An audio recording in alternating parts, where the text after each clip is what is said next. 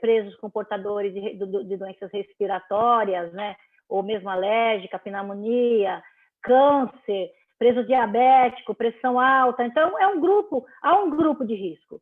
Então, o que as mães elas têm colocado com muito desespero, elas solicitam pelos órgãos e vêm pedindo a todo momento a presença dos direitos humanos, da própria Defensoria Pública, dentro dessas unidades, porque a situação ela vai se tornando cada vez pior. Chegou relatos hoje, por exemplo, da unidade de Juquerópolis, dizendo que uma cela inteira, a denúncia de que presos estão lá com o Covid, porque o que acontece?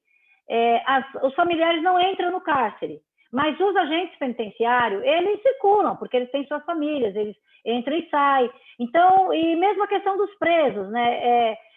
Proibiu as visitas dos familiares, mas a locomoção dos presos, essas remoções internas continuam. Então, os presos continuam. Então, há uma preocupação das famílias em relação a isso, né? O que se fazer, né? Então, a gente pede, né? Eu estou aqui sendo porta-voz dessas mães, né? Com urgência, que se tomem algumas medidas em relação a isso, né? É o que eu costumo dizer. As mães, o que os olhos não vê, o coração sente. Então, elas estão assim, extremamente desesperadas, a gente vê isso pelos grupos das mães em organização. Eu tenho assim, várias unidades, né, que eu posso até numerar nesse documento que a gente está encaminhando, desses problemas que estão acontecendo.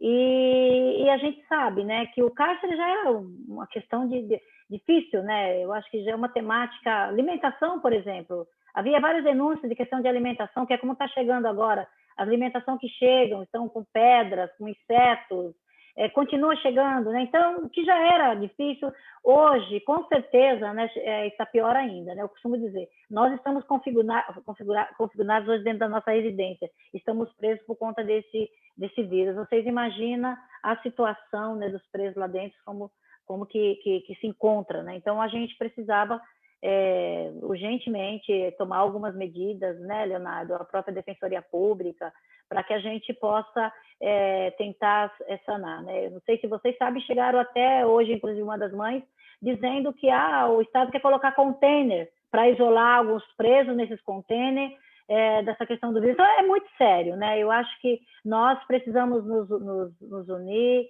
e dar uma solução o quanto antes, né? Porque a falta de comunicação, todos nós sabemos o que pode acarretar, né? Há denúncias de que há unidades que os presos estão querendo se levantar, se rebelar, porque não sabe o que está acontecendo lá fora. As mães não sabem o que está acontecendo lá dentro.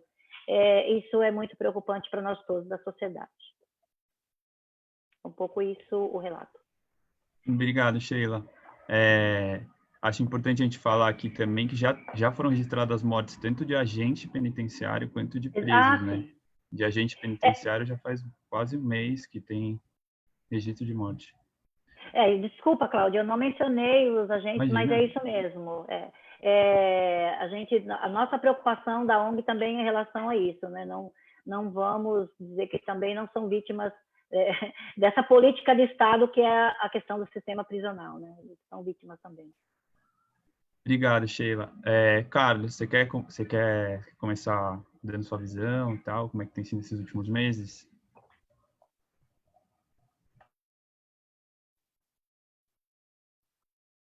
Você está no mudo também.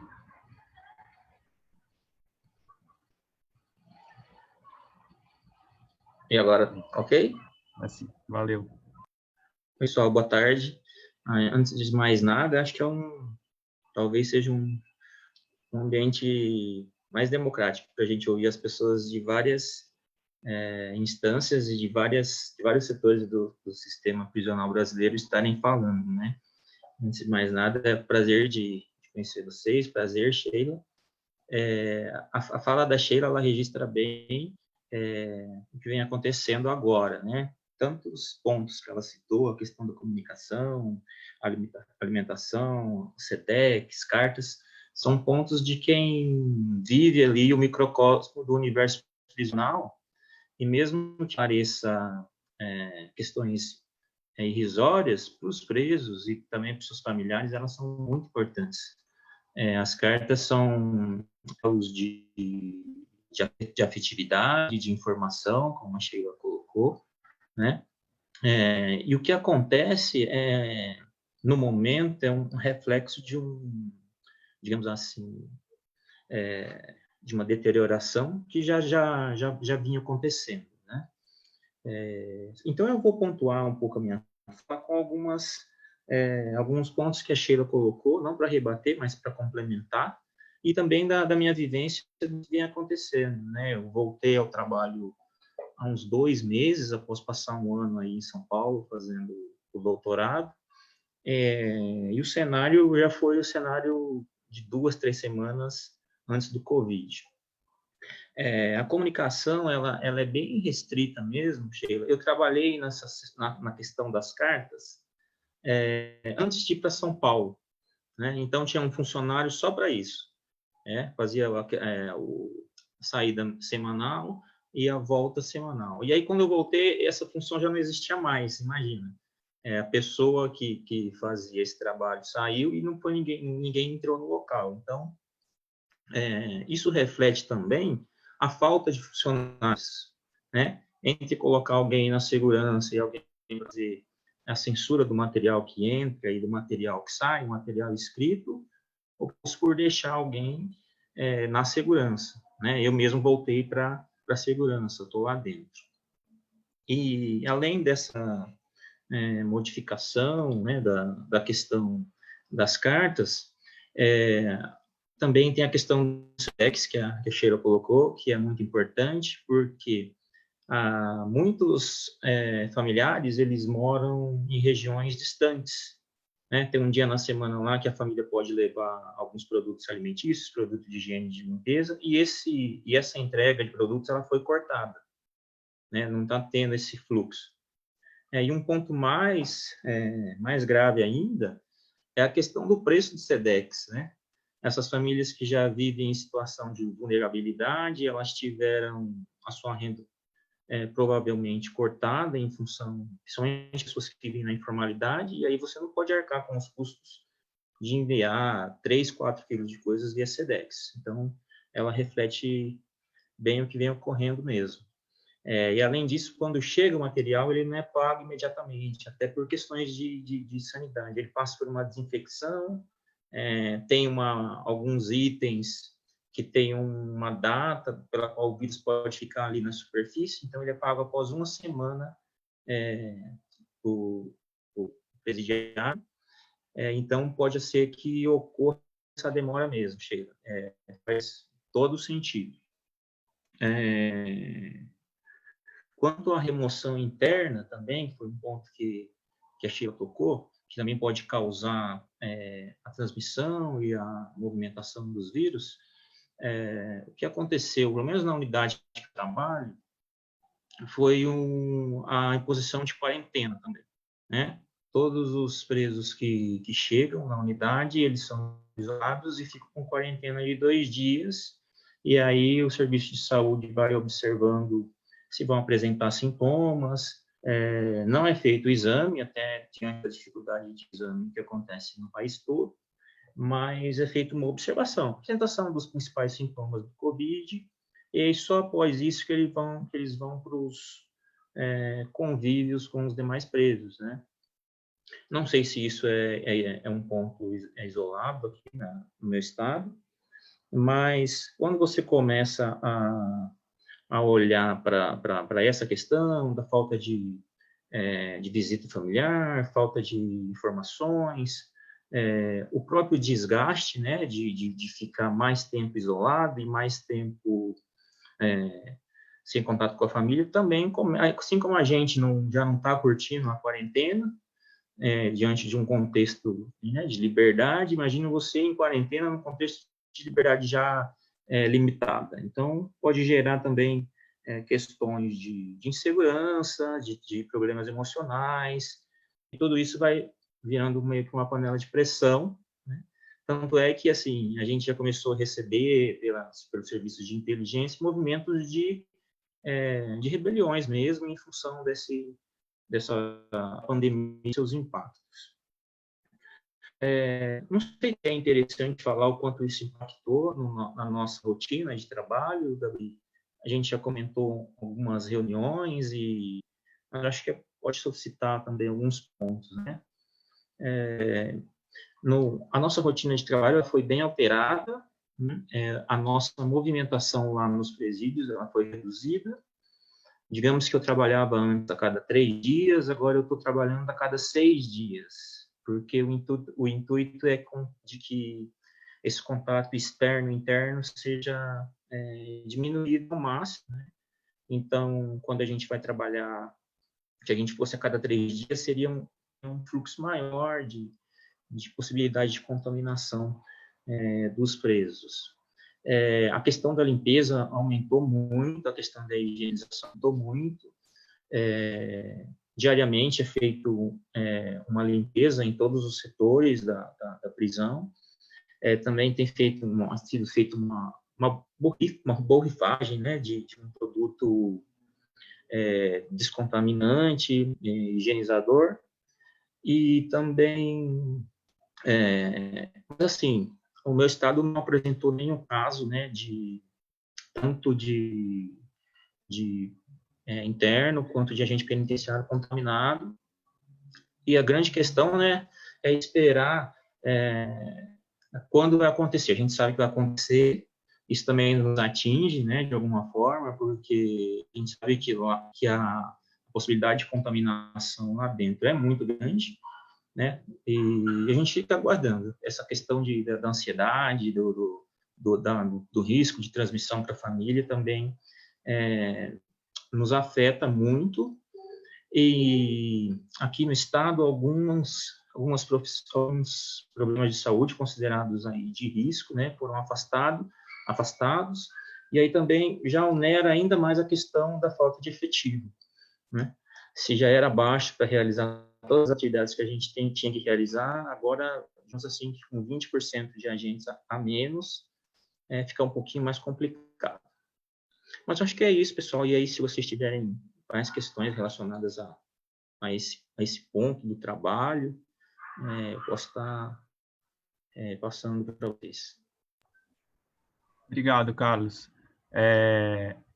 Eu queria avisar aqui, né, acho que a professora Gabriela já avisou no chat, mas quem for tendo pergunta, pode escrever no chat que a gente vai compilando e quando eles terminarem as apresentações, a gente vai fazendo as perguntas para eles conforme vão chegando. E outra coisa como chegou muita gente depois que a gente começou a apresentação, eu vou apresentar rapidinho de novo. A gente está com 4 convidados hoje. A Sheila Olala, ela já se apresentou, ela é presidente da ONG Mães Maria do Cárcere, também é coordenadora do Movimento Nacional de Direitos Humanos. Está com o Carlos, que falou agora, ele é doutorando em administração na Fundação Getúlio Vargas e também é agente penitenciário lá no estado do Paraná. A gente tem o Leonardo Biagioni, defensor público, também coordenador do Núcleo Especializado em Situação Carcerária da Defensoria Pública de São Paulo, e o André Luzzi, também pesquisador do grupo DENSA, né, Democracia, Saúde e Ambiente, ele também é coordenador de Reintegração Social e Cidadania da Secretaria de Administração Penitenciária. Então, podem fazer as perguntas, e aí, quando eles terminarem as apresentações, a gente vai soltando. Leonardo, você quer falar um pouco para a gente?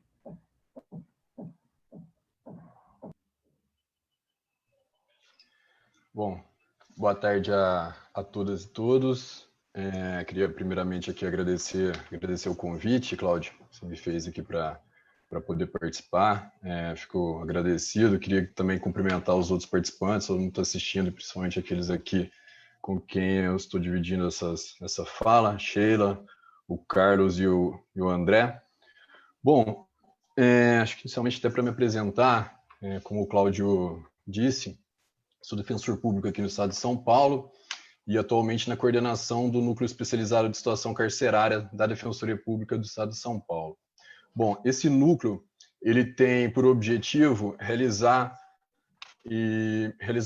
ações coletivas, tutela coletiva dentro do sistema prisional, dentro do sistema carcerário.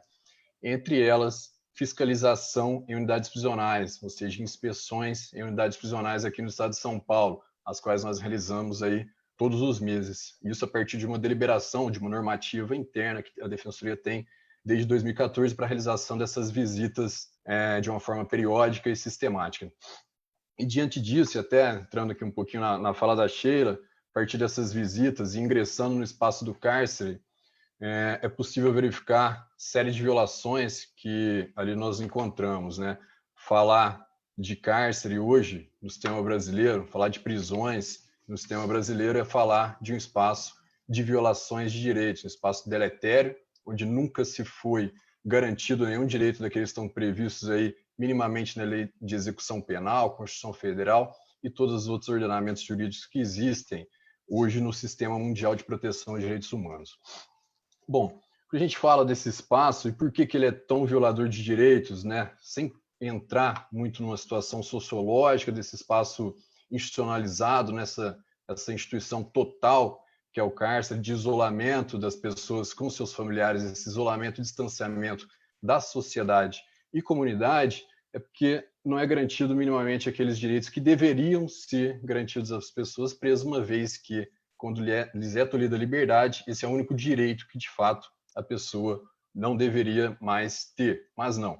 Hoje, se fala de cárcere no espaço superlotado, a gente tem cerca de 200% de superlotação no Estado brasileiro. O Estado de São Paulo beira essa mesma porcentagem. Há diversas unidades prisionais aqui no Estado de São Paulo com 300% de superlotação.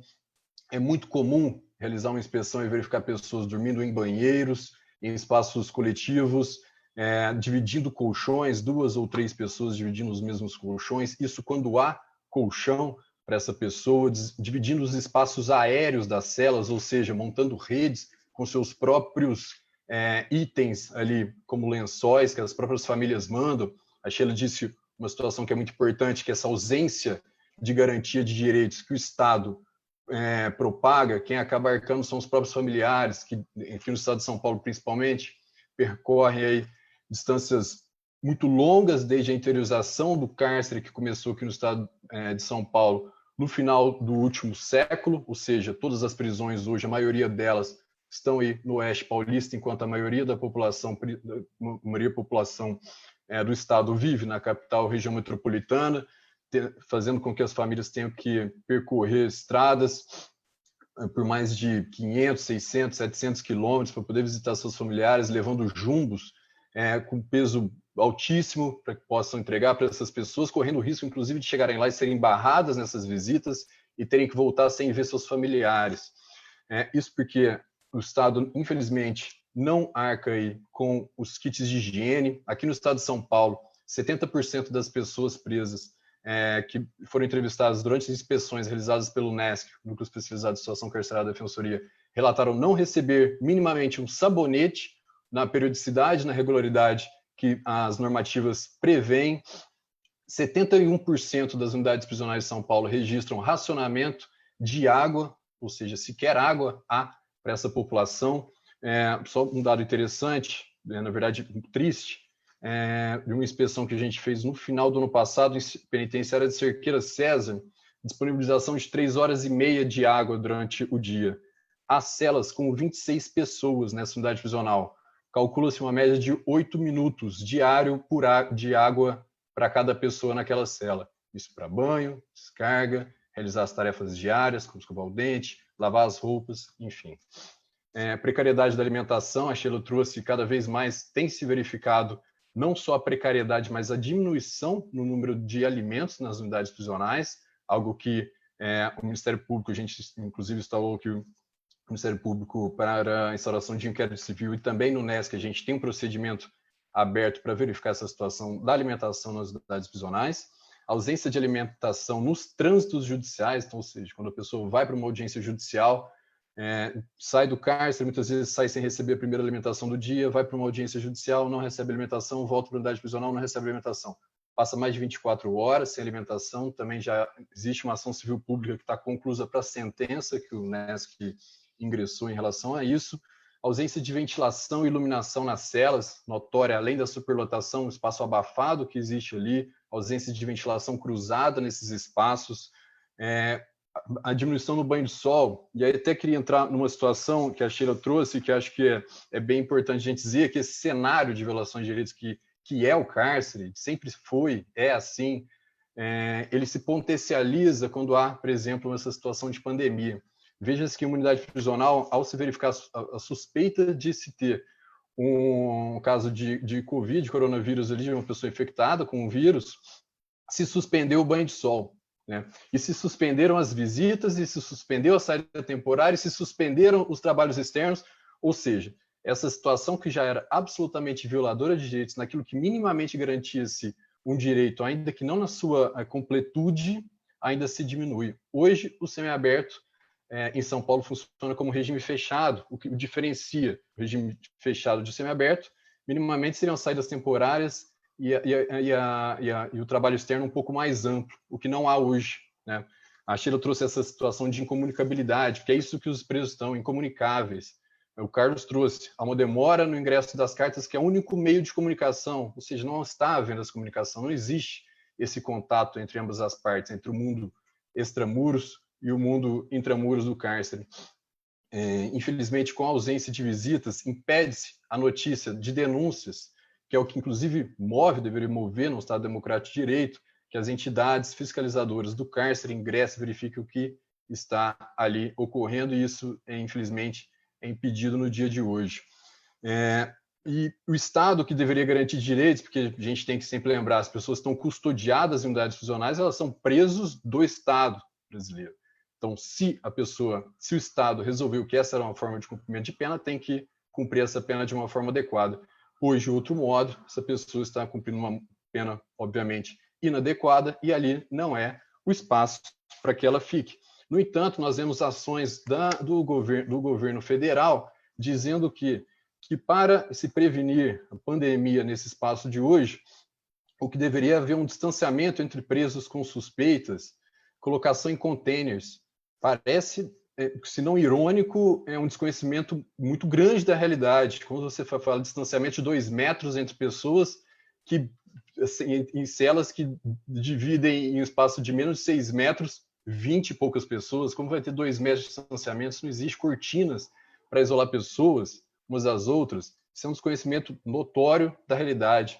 Containers já foi absolutamente repudiado por todas as instituições e entidades de direitos humanos, Comissão Interamericana de Direitos Humanos, a própria ONU, o Núcleo Especializado de Saúde Carcerária, Situação Carcerária, bem como outras 30 entidades, entre defensorias públicas de todo o país. Nós redigimos um ofício, enviamos ao Conselho Nacional de Política Criminal e Penitenciária, como soubemos dessa intenção do Ministério da Justiça. Está lá essa situação para o Conselho Nacional de Política Criminal e Penitenciária, que no passado já também confirmou a impossibilidade de manutenção de pessoas em containers para verificar essa sugestão dada pelo Ministério da Justiça.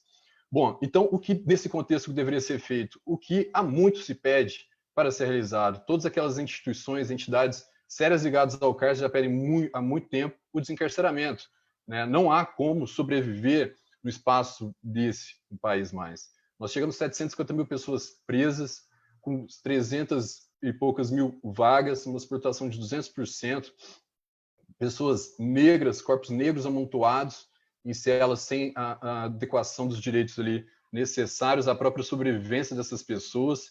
Então, o que deveria haver é o desencarceramento. O Conselho Nacional de Justiça expediu uma resolução, a Resolução 62, de 2020, que prevê diversas medidas a serem adotadas para o desencarceramento dessas pessoas, e, infelizmente, não vem sendo cumprido pelo Judiciário brasileiro, que também entra, então, nessa frente, infelizmente, de violações. O encarceramento é em massa, o desencarceramento teria que ser em massa.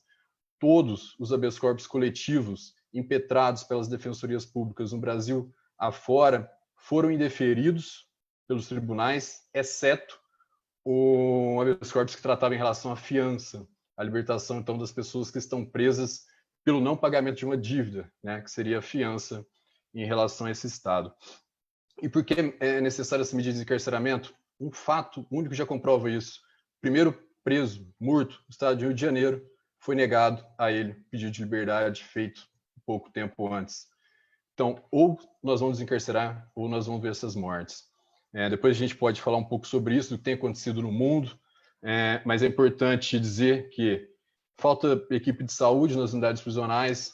Das 146 unidades prisionais que o UNESC fez no levantamento de dados das inspeções entre 2014 e 2019, apenas uma tem equipe mínima de saúde, ou seja, número mínimo de profissionais, de acordo com a Política Nacional de Atenção Integral à Saúde das Pessoas Privadas de Liberdade no Sistema Prisional.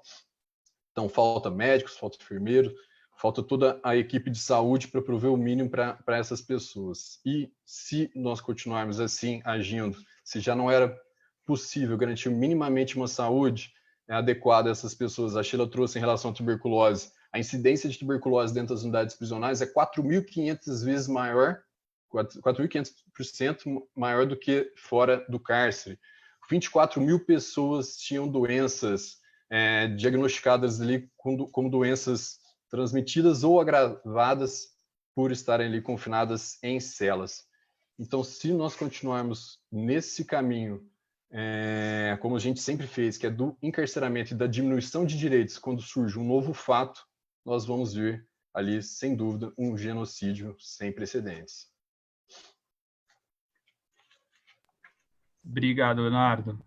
Não sei se o André está por aí. Acho que ele está sem câmera.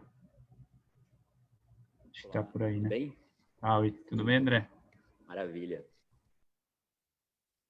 Estou fazendo aqui um stick puxa para a câmera e o som funcionarem bem. Beleza. Se quiser contar um pouquinho como é que está sendo?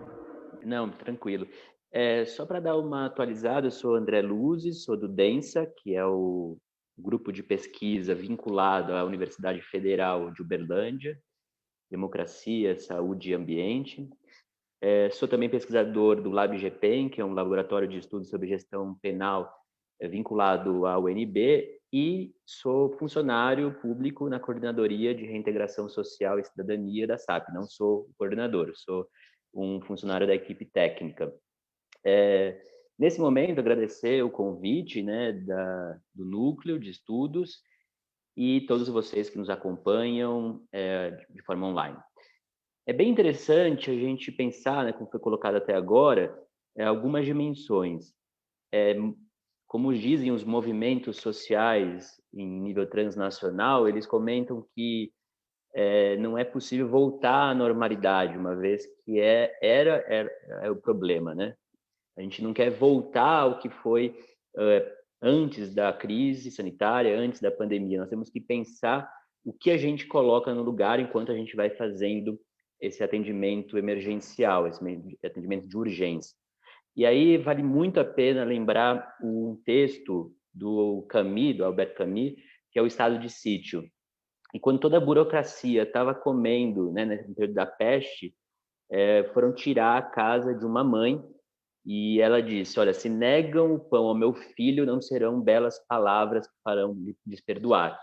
E eu acho que é bem esse o momento. Nós já entendemos que, enquanto produção civilizatória, não faz mais nenhum sentido termos a prisão, não faz mais nenhum sentido aceitarmos o encarceramento em massa como essa política genocida, perversa. Então, nós temos que nos afirmar nesse período, não apenas por achar soluções odiernas, mas o que a gente coloca no lugar nessa produção, porque todos têm alertado, né, assim, o que pode vir pós-pandemia. Então, nós temos que aproveitar esse período do agir para construir de uma forma estruturada uma outra coisa. E aí, nesse sentido, vale muito a pena lembrar também o que Hobsbawm trazia no livro Mundos do Trabalho, a noção dos direitos humanos também como uma conquista da classe operária. A gente denuncia muito como que foram forjados e construídos os direitos humanos numa perspectiva burguesa, mas também todas as movimentações dos grupos de trabalhadores, sindicatos e uma perspectiva socialista para incidir na construção desses direitos humanos. E depois, com a Convenção de Viena, a gente entender que eles não estão separados, eles são conexos, eles estão interligados. E isso é fundamental para a gente conseguir mostrar as violências sistemáticas que acontecem no sistema prisional. Ao mesmo tempo, é de um traço civilizatório nosso ver as respostas que os governos estão dando de uma forma tão cínica, tão perversa, né? Então, vamos supor, hoje mesmo está em votação no Conselho Nacional de Política Penitenciária e Criminal a proposta dos containers. mas não há um debate sério sobre a liberação, sobre a prisão domiciliar, como foi colocada, e nós temos que fazer ainda muito barulho sobre isso. É inaceitável uma proposta como essa de containers.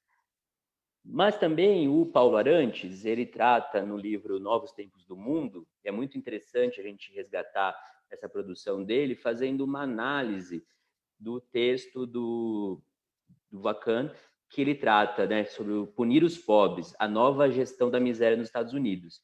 E o título aqui no Brasil, do artigo do Paulo Arantes, chama Zonas de Esperas. Então, eles vão contando como que vai se construindo uma microfísica da espera, que ela é uma forma de tortura, ela é uma forma de punição. As famílias ficam sem comunicação. É impossível uma família querer ter acessos pela lei de acesso à informação atualmente. O plantão da Defensoria Pública é um estorvo, as pessoas não conseguem acessar os defensores, porque não tem atendimento público pessoal. O Ministério Público não tem atendimento público pessoal, você não consegue protocolar. Então, nós estamos num estado de quase surrealismo em que as pessoas não conseguem participar dos processos. Os plantões são a demanda enorme que a população apresenta, os defensores, promotores acabam tendo que acompanhar alguns casos que lhe chamam mais a atenção, ou que são os mais urgentes. Então, nós estamos sem a possibilidade da população participar efetivamente dessa dinâmica da produção da política. E isso é o que, no campo aí das burocracias que a gente vem estudando, é o que mais fere a possibilidade de construirmos cidadania, de construirmos esse outro novo. E um dos exemplos é a proibição do trabalho e da educação, das atividades culturais nas unidades prisionais. Vejam o nível da perversidade. As pessoas não podem ir à escola, não podem ir à oficina de trabalho, mas elas ficam amontoadas, 26 pessoas num cubículo, numa pequena cela, esperando esse tempo da agonia, esse tempo que a gente falava aí da microfísica da espera. E aí tem ainda o pior, né? As pessoas vão produzir máscaras para uma política de parcerias e de propaganda do Estado para a distribuição para o conjunto da sociedade, para os hospitais, mas não para quem está na unidade prisional. Ou seja, para os interesses do Estado, da administração, eles podem fazer máscara. Estudar, fazer a leitura para fins de remissão de pena, não pode. Aliás, hoje é o Dia Mundial do Livro e nós temos que denunciar que as pessoas estão inviabilizadas, impossibilitadas de fazer leitura, de fazer a leitura, de pegar um livro na biblioteca da unidade prisional, fazer a leitura na sua cela ou na escola, com a adequada distribuição das pessoas no ambiente, para as questões sanitárias, e com isso poder remir pena. Então, a gente vai vendo como essas violações elas transbordam, né, o espaço da pandemia. E temos um elemento que é fundamental a gente discutir, porque tem passado bastante desapercebido, que é a atenção à população egressa do sistema prisional e dos familiares. Além da questão do sistema prisional, como a gente já discutiu, foi apresentado bastante pelos outros participantes, os serviços voltados aos egressos também foram suspensos, o atendimento público. São atendidos alguns casos considerados mais emergenciais, por via telefônica e depois presencialmente. Mas os servidores, no primeiro momento, não tinham os EPIs necessários, a população assistida também não tinha os equipamentos de proteção, nem álcool em gel, máscara.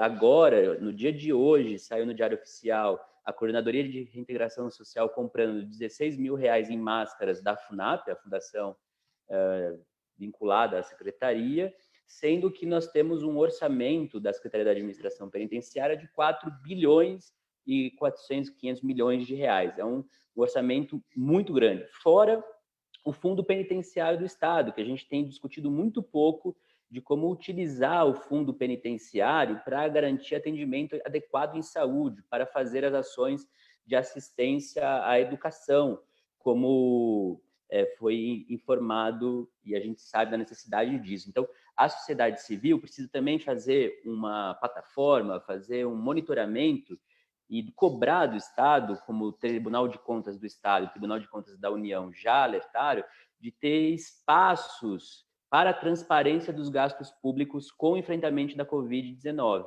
Nós precisamos exigir que o Estado coloque no site da transparência quanto está sendo gasto para o sistema penitenciário, para o sistema prisional, adequar o atendimento e garantir a saúde da população assistida, dos servidores. E aí os casos são complexos, né? Como migrantes que recebem o alvará de soltura e precisam voltar para o seu país, não têm o acolhimento, não têm como conviver com os seus familiares, não tem documentação. E aí nós percebemos nesses últimos 40, 50 dias como a rede socioassistencial ela se agrava e das respostas que são dadas, elas são de um nível ou de amadorismo, ou de voluntarismo, ou de intuição, que não consegue articular com os protocolos do SUS, do Sistema Único de Assistência Social, e que não faz a interface com o sistema penitenciário, como previsto na LEP, no campo das assistências. Então, é urgente, né, a gente até fazer uma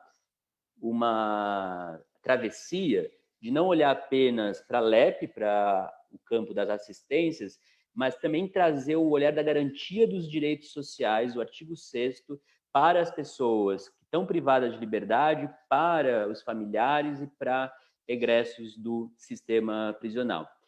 Por exemplo, também é um grande desafio, as pessoas nos procuram, as pessoas querem ter informações, né, por várias mensagens eletrônicas, ligando, por exemplo, para referente à suspensão dos prazos, registros nas carteiras, quando é o regime aberto, liberdade condicional. As pessoas não sabem, a falta de informação é de um nível que as pessoas não conseguem manejar a sua vida, elas não conseguem construir projetos de vida e de uma forma emancipada para poder ter essa cobertura de cidadania. Veja, a gente não conseguiu garantir para o conjunto da população o auxílio emergencial. Imagina o quanto tem sido difícil para familiares de pessoas presas e egressos poderem acessar essa renda básica de cidadania que foi conquistada por várias articulações em nível legislativo e da sociedade civil. E para ir finalizando, então, falar de duas coisas que são fundamentais a gente poder aproveitar essa ocasião para mudar a lógica das coisas. Primeiro, é importantíssimo o governo do Estado, a Secretaria da Administração Penitenciária se abrirem para a participação social. Não estou falando só do conselhos da comunidade, que ficam ainda não tanto no nível do judiciário, mas é fundamental reanalisar, reconstruir o Conselho de Política Penitenciária do Estado de São Paulo, que é vinculado ao gabinete do secretário. A sociedade civil precisa, as famílias, as entidades religiosas, os grupos organizados precisam participar dessas instâncias para formular as políticas. E precisa ter, nesse momento, um comitê de emergência para a gente poder ter as respostas adequadas, não de interesse do governo do Estado, que faz a sua lógica também política, eleitoral, mas de interesse da sociedade, como a gente viu na questão do acesso à informação, uma vez que a lei não está funcionando adequadamente, sobre os usos do recurso público e da transparência dos gastos públicos, e também sobre a questão da alimentação, uma vez que outros ambientes, como o mecanismo de combate à tortura, os conselhos de segurança alimentar e nutricional e o próprio CNPCP já tinham definido diretrizes para a atenção alimentar para as pessoas privadas de liberdade. E, por fim, mostrar também que a gente precisa dessa articulação em nível internacional, acionando outros ambientes sobre essas violações sistemáticas, ainda mais nesse período de pandemia, onde a possibilidade das pessoas atuarem está um pouco mais limitada com base no isolamento social.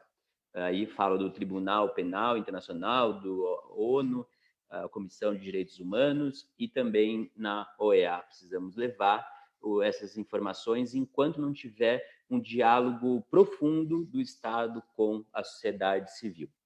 Obrigado, passo a palavra. Obrigado, André. Acho que, Gabi, você quer falar sobre a survey? Pode ser. Eu queria, só para trazer alguns dados aqui para o nosso debate, a gente, alguns dias atrás, soltou uma survey para olhar os impactos da Covid em diferentes serviços, né? E a gente está rodando com profissionais da saúde, da assistência, da segurança e também com policiais penais. A ideia é um pouco ver como é que os profissionais estão vendo e estão sendo preparados ou não. E eu acho que queria só trazer alguns dados para jogar para vocês um pouco analisar isso também. A gente não tem representatividade estatística disso, mas é importante, mesmo assim, são 250 agentes penitenciários que responderam até agora, a survey ainda está rodando. E só para vocês terem ideia, uma primeira pergunta que a gente fazia era o quantos profissionais se sentem com medo nesse momento. E 90% deles, dos 220, 90% responderam que estão com medo nesse momento. A gente perguntou também quantos deles receberam equipamentos de proteção individual, como máscara, luvas e outros equipamentos para trabalhar, que foi, inclusive, uma pergunta que alguém fez aqui no chat. E dos nossos respondentes, 67% não recebeu nenhum equipamento. Essa semana também a gente fez uma conversa com o Sindicato dos Profissionais no Paraná, conversamos ontem também com uma representante aqui de São Paulo, e a falta de equipamentos, ou a decisão local de compra de equipamentos, parece ser uma realidade em vários estados, né? Então, os diretores das penitenciárias decidem se compram ou não vira uma política de Estado, um pouco reforçando o que o André falou. E uma última pergunta que a gente fez, quer dizer, a gente fez várias outras, mas uma última que eu queria trazer aqui, é se os profissionais receberam algum tipo de treinamento ou informações oficiais sobre como lidar com a crise e o que fazer em termos de alteração dos seus procedimentos de trabalho. E 91% respondeu que não. Na verdade, só 19% disseram que sim, receberam algum tipo de treinamento e informação oficial sobre mudança de processo de trabalho. Então, tudo isso só reforça um pouco, acho que os argumentos que vocês já estão dizendo, de como nós estamos lidando com um amadorismo total em termos de política de Estado, sobre o que fazer perante a crise, tanto no sistema penitenciário, tanto para os profissionais como para os encarcerados, né? Acho que isso só reforça como estamos todos em risco, estão todos em risco nesse momento, né? Acho que era só isso que eu queria trazer um pouco de dados aqui para ajudar a nossa discussão. Quer falar, Carlos? Está no mudo.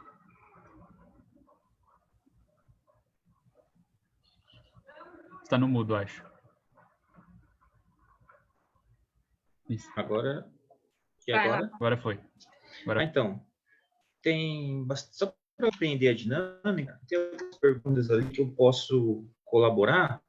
A gente deixa para o final, eu já posso ir tocando.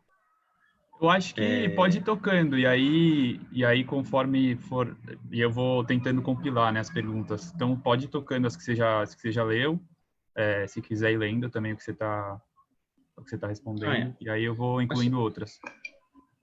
Entendi. A questão do alimento, né, e dessa emergência dos DECs e das visitas, ela é muito interessante, e só para vocês entenderem, o Estado fornece 3 refeições, né? O café, o almoço e o jantar. Então, essa emergência desses SEDECs, dessas sacolas que a gente chama de chumbada, é com relação aos intervalos dessas refeições, né? Então, em algumas unidades, o jantar chega a 4h30, 5 horas, e se o professor dormir 11 horas, são 6 horas sem nenhuma refeição. Principalmente com esse corte dos recebimentos de sacolas. A Tainá perguntou alguma coisa com relação aos centros de saúde, como que é o atendimento da saúde nos presídios. Geralmente os presídios contam com pequenas enfermarias. Alguns quadros, por exemplo, os médicos, especialistas, eles não existem. O que tem, às vezes, são quadros defasados de profissionais. Por exemplo, médico na minha unidade não tem médico do Estado, é um médico pago pelo Conselho da Comunidade, que faz o atendimento 2, 3 vezes por semana, num horário restrito também. Outro ponto também, com relação aos containers, ainda que haja todo esse movimento contra os containers para serem feito isolamento dos presos com Covid, aqui no meu estado existem presos cumprindo a sua pena em containers. Deu um nome bonito, né, de célula modular, mas são containers que foram instalados para aumentar o número de vagas oferecidas pelo sistema. Acho que a Gabi já falou da questão da Mariana, né? Lembrando que aí, né, Gabi, o questionário que está rodando é só com o ponto de vista dos funcionários do sistema penal. Ele não compreende as outras esferas. Acho que também surge essa demanda, né, a partir da nossa conversa.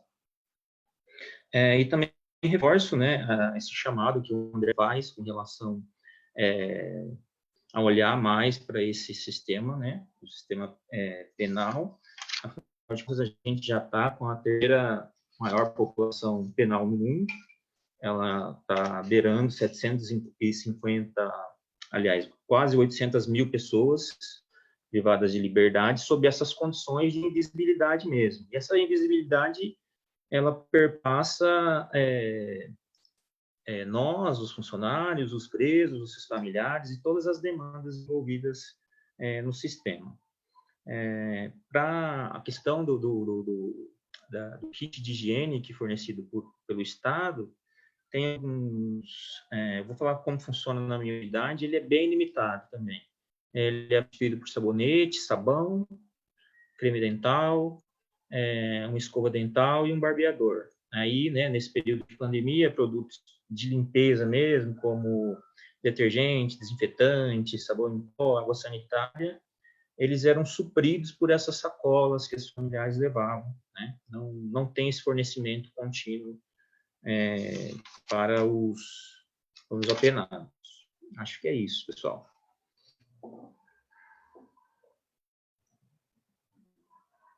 André, eu vi que você está com a mão levantada, não sei se você está com a mão levantada aqui do Zoom. Sim, sim. É só para complementar uma ideia que a Gabriela colocou sobre a pesquisa, então não precisa também ir muito longe, vale a pena, para complementar esses dados, olhar no diário oficial do município, do estado, as atividades que a Escola da Administração Penitenciária, a EAP, desenvolveu nesse período sobre a Covid-19, ou o Núcleo de Saúde do Servidor da SAP. As informações quase sempre são cartazes, nada novo com relação ao que já tem sido emitido pelo Comitê de Contingenciamento da Covid-19.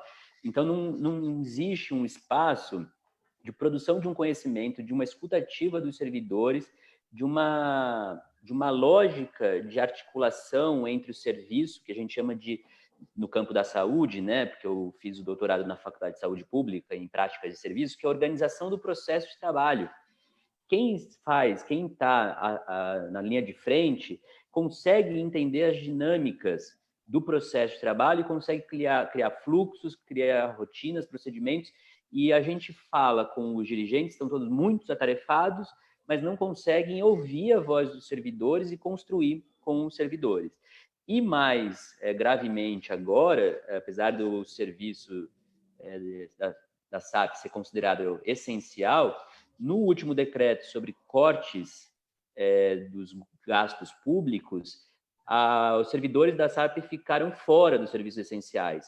E nós teremos cortes, ou suspensão, melhor dizendo, durante o período de calamidade, do 13º, das férias e da licença-prêmio pecuniária, aquela que é possível vender.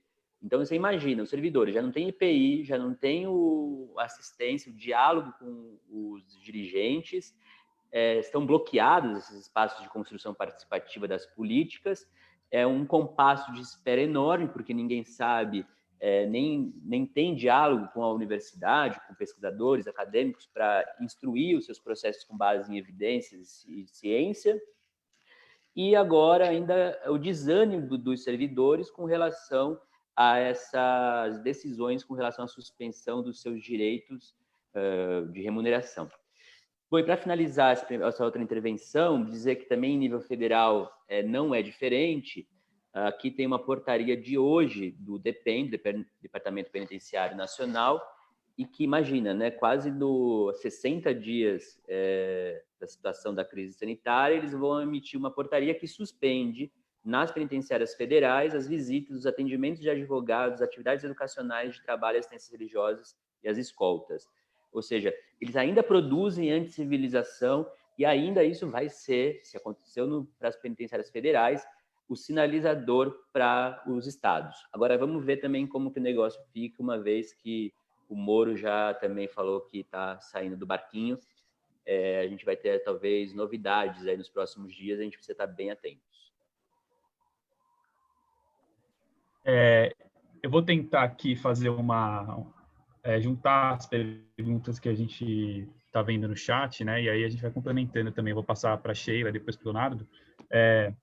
Então, o Carlos já falou um pouco sobre a chegada de equipamentos para os profissionais da saúde, né, que foi uma coisa que perguntaram, e também a articulação com os centros de saúde. Eu incluiria nessa pergunta a articulação com o SUS, né, e se vocês também, a Sheila e o Leonardo, quiserem falar sobre isso, é interessante.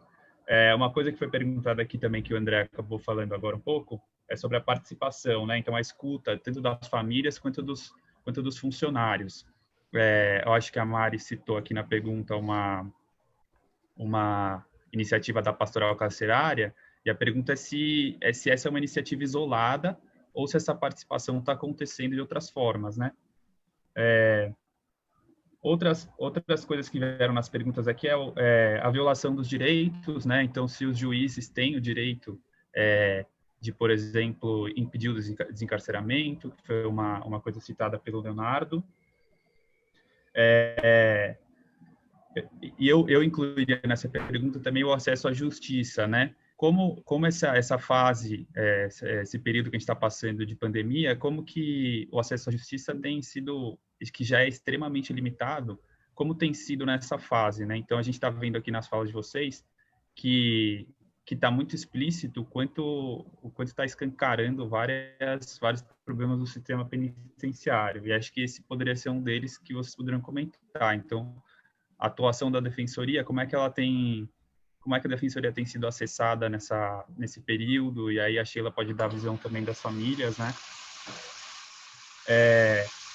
Eu acho que é um pouco isso, assim. Então, se quiser falar, Sheila. Ok. Então, eu visitei várias unidades prisionais, né? E uma das questões, inclusive, foi tema de uma audiência pública, ou de 2 audiências públicas que o Conselho Estadual realizou, foi justamente essa questão na área da saúde. Como o Carlos falou, as unidades têm uma enfermaria, né? As mães, inclusive, vêm dizendo, olha, as enfermarias estão funcionando, mas funcionando como sempre funcionou, né? O preso está doente, é dipirona, né? E nevalgina, né? E aí, eu não sei se todos sabem, os presos, eles também dependem do SUS, né? E se o SUS está, né, o que a gente tem visto hoje nessa calamidade, imagina para quem depende, que está dentro do cárcere, e não só depende do SUS, como também depende de escolta, né? E a gente sabe a dificuldade que é para se agendar uma escolta, para levar esses presos. Então, eu fico imaginando isso aqui, né? O desespero, até porque a gente sabe que a boa parte dos presos são idosos, né? Tem muitos com doenças crônicas, seríssimas, diálise, né? Renais, sei lá, uma série de coisas que dependem de agendamento, e às vezes se faz agendamento, não tem escolta, aí remarca, né, doutor Leonardo? É uma complicação muito grande. Então, eu vejo que a minha preocupação hoje em relação a essa questão da falta de comunicação é também em relação a onde que essas mães vão procurar nesse momento, né? Claro que a gente sabe que a deficiência da Defensoria Pública é uma realidade, né? Até por conta da violação que existe dentro do cárcere, né? Da quantidade e número de denúncias que chegam, é uma realidade, e as famílias dependem da Defensoria Pública, né? Então, não tem sido fácil para essas famílias hoje buscar aonde vai? É claro que a gente vai sempre encaminhar para o núcleo carcerário, né? Não tem jeito. Eu acho que é a defensoria que vai poder dar respaldo para essas famílias. Então, hoje, por exemplo, tem muitas mães perguntando, e aí, quando é que vai acabar essa quarentena? Quando é que a gente vai retomar, vai normalizar as visitas? A gente sabe que são respostas que também nós não temos, né? Porque a gente sabe que isso depende de uma logística muito maior do que de uma luta, né? Da pastoral carcerária ou da gente, das mães, das organizações das mães, né? Uma questão muito, muito maior. Mas eu me preocupo muito, né? Eu acho que eu acompanhei, por exemplo, não sei se alguém de vocês, talvez o doutor Leonardo lembre, o CDP do Independência, por exemplo, que era a questão de rede de esgoto, a questão de água, a questão de alimentação, vários presos com furúnculo por conta de uma comida que entregava um frango cru para os presos comer. Depois a gente foi ver que esses furúnculos era também por conta disso, né? Então, fico imaginando como é que está sendo essas unidades, que já foi alvo de grandes denúncias, não se fez nada para mudar, a gente sabe que elas continuam do mesmo jeito. Como é que vai ser de agora para frente, né? E aí, eu vi que alguém perguntou em relação aí ao que se poderia, nesse momento, resolver. A gente vê as mães perguntando, olha, poderia estabelecer por telefone, para os presos conversar com suas famílias através do telefone, não sei, poderia ser uma saída. A própria agilidade das cartas, né, a comunicação, ela tem que ser estabelecida com urgência, não dá para essa morosidade, né, Carlos? Eu acho que existe uma questão da falta de funcionários, mas é um problema que tem que ser resolvido. Eu acredito que essa questão da pandemia não vai se resolver de uma hora para outra, né? Então nós precisamos com urgência estabelecer essa comunicação com as famílias. É preciso ter esse olhar. Eu acho que a SAP, junto com o próprio, sei lá, Ministério Público, né? Eu acho que por aí afora a gente de dar essa resposta para essas famílias, né? Eu acho que as mães, elas tentam de tudo quanto é forma sanar a situação, né? Elas não ficam paradas, não, elas vão atrás. Só que a gente está vendo que é uma realidade nova para todos nós, né? A questão da pandemia, ela pegou todos nós, a sociedade civil aí, e, é claro, estão com medo, por aí afora. Os agentes penitenciários, a gente tem contato com o sindicato dos agentes penitenciários, eles mesmos falam que é defasado. O número de funcionários para atender essa quantidade de presos no cárcere hoje é impressionante, né? Então, tem que ser feito muitas intervenções dentro da SAP, e eu penso que um momento agora, né? Alguém disse aí, né? Eu acho que se a gente não conseguir, né? Já estão tentando ver com prisão domiciliar para esses casos crônicos. Não sei, doutor Leonardo, como que está isso, né? A gente manda procurar a Defensoria Pública, né? Como é que está isso? A gente sabe que não é fácil, né? Além de ter um outro agravante maior, que é o preconceito da sociedade. A gente não só tem essa questão da nossa realidade, mas é o preconceito da sociedade em si que vai levantar a escuta, mas está botando preso na rua, esses bandidos, né? Então, é muito sério, né? Eu acho que nós precisamos tratar com muita seriedade essa temática, sabe? É um pouco isso, a minha contribuição. Eu vou passar para o Leonardo. Eu queria incluir, assim, incrementar um pouco aquela pergunta que eu tinha feito antes sobre o acesso à justiça. Como é que vocês têm atuado, por exemplo, frente a uma recusa ao desencarceramento, que na minha visão, de acordo com a sua fala, era a prioridade, né, da Defensoria Pública, seria essa a melhor saída. Diante do cenário de não desencarceramento, como vocês têm atuado, né? Quais outras alternativas vocês têm pensado para essas questões que estão sendo colocadas? Então, a questão dos direitos humanos confrontada com a segurança física, a questão das visitas, do jumbo. Como é que vocês têm atuado com relação a isso, né?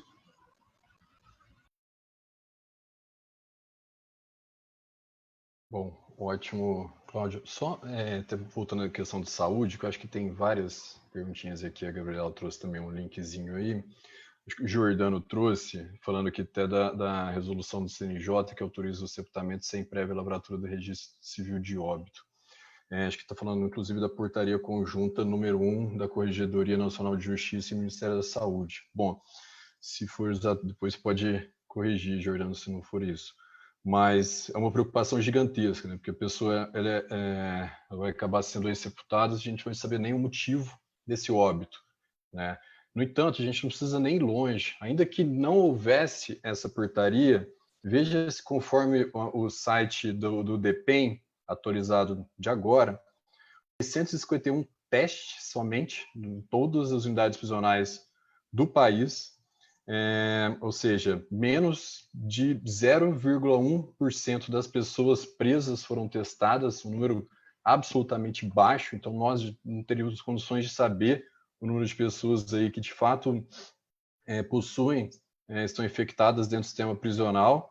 E apesar disso, no mínimo 96 pessoas já confirmadas, apesar desse número muito baixo de testes, 3 óbitos, 2 aqui no estado de São Paulo, 130 suspeitas, isso tudo apesar da ausência aí de uma equipe mínima de saúde, né? E nesse correlato, aí nessa questão desse link com o SUS, quando eu até disse em relação ao PNASP, né? Ele é uma portaria conjunta entre o Ministério da Justiça e o Ministério da Saúde, que prevê e estabelece que deveria ter equipes mínimas de saúde dentro das próprias unidades prisionais, para que não necessitasse de um acesso externo ao SUS, né? Para que as próprias pessoas pudessem ser ali curadas e principalmente tratadas e prevenidas de doenças que do externo ao cárcere, nesse espaço externo ao cárcere, não tem tanta ocorrência, né? Como a gente falou aqui em relação à tuberculose, o número imensamente maior ali no espaço carcerário. E até porque, e a Sheila trouxe muito bem, nesse trânsito externo, a Sheila até trouxe em relação à ausência de escolta, necessidade de se remarcar diversas vezes, mas eu dou um passo antes. Como é que você vai fazer a triagem de uma pessoa presa para saber se ela precisa de um atendimento? Começa aí. Nós não temos, tem esse distanciamento, um número muito baixo de agentes penitenciários comparado com o número de pessoas que estão presas, né? Então, o próprio agente penitenciário ali acaba, e hoje, com esse automatismo que existe aqui no estado de São Paulo, havendo um distanciamento, muitas vezes, em relação à pessoa presa, a pessoa presa não consegue, muitas vezes, esse contato, inclusive pelo número baixo de pessoas trabalhando ali no espaço do convívio carcerário, principalmente nos plantões noturnos, onde ficam ali 6 agentes penitenciários, muitas vezes, uma população de 2.000 pessoas. Então, e também não seria o próprio agente penitenciário, né, que não tem a formação para isso. Claro, ele poderia fazer esse atendimento da pessoa presa para verificar o que ele quer, mas não conseguiria fazer o atendimento em relação à saúde. Ele necessitaria passar ali para um atendimento mínimo dentro do cárcere que não há. Então, até para se levar externamente, faltam-se profissionais dentro do sistema penitenciário. Em relação a essa ausência de números, de dados, de testes a serem feitos aqui, quero citar aqui o caso de Ohio, né? Ohio é um estado norte-americano, salvo engano, a 7ª população dos Estados Unidos, e quando começou-se a testar e testou-se a população de uma unidade prisional, 73% daquela unidade prisional foi ali atestada como positivo para o coronavírus. Nesse estado de Ohio, 20% da população que foi ali diagnosticada como tendo aí coronavírus está dentro do espaço prisional.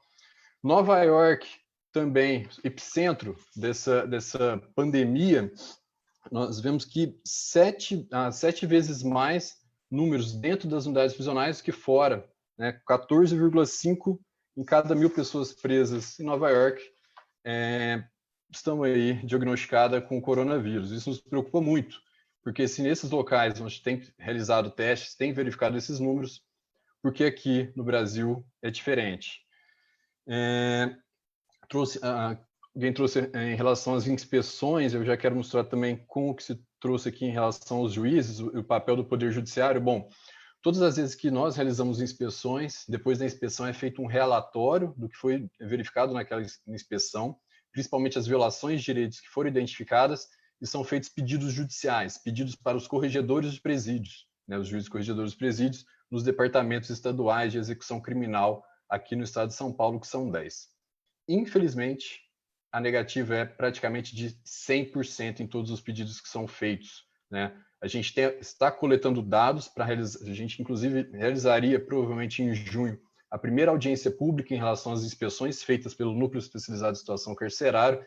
Estamos levantando dados, fazendo relatórios para soltar esses números do que é verificado, quais são as normativas que envolvem a garantia de direitos das populações aprisionadas, as violações que são verificadas, os pedidos que são feitos a partir dessas violações e quais são as respostas judiciais, né?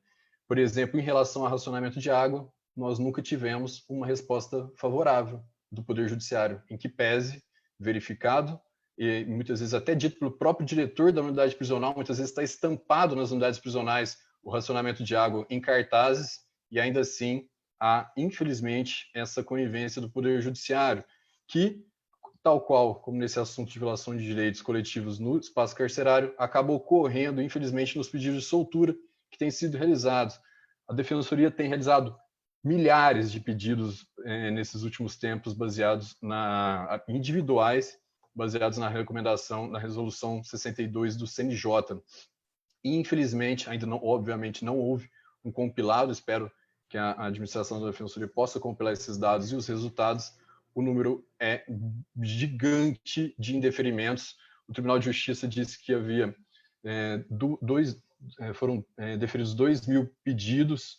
A Secretaria da Administração Penitenciária já informou que são 25.000 pessoas, no mínimo, que compõem o grupo de risco ou aquelas pessoas que estão listadas ali na recomendação 62 do CNJ, ou seja, um deferimento aí de menos de 10%.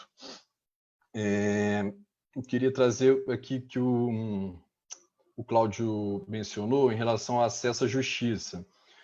Bom, desses pedidos, mas só voltando em relação até ao Poder Judiciário, do que havia dito aqui em relação a esses indeferimentos, e infelizmente, o que a Defensoria pode fazer, e já trazendo esse gancho com o que foi perguntado, é recorrer dessas decisões, né? Você faz um pedido, o sistema jurídico você faz o pedido para o juiz de execução, ou o juiz do conhecimento criminal, o juiz indefere, recorre-se ao Tribunal de Justiça, STJ, STF.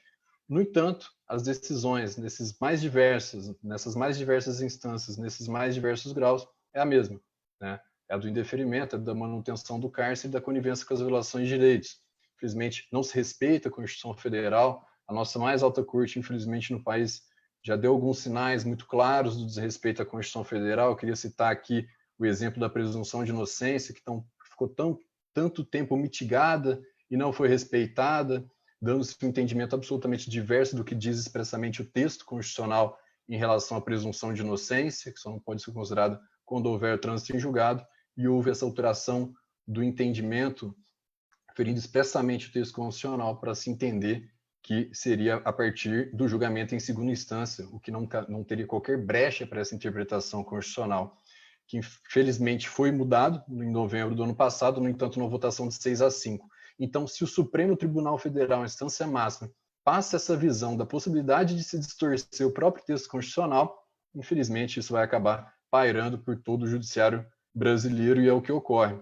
E sem medidas para que nós podemos recorrer para outro local, né?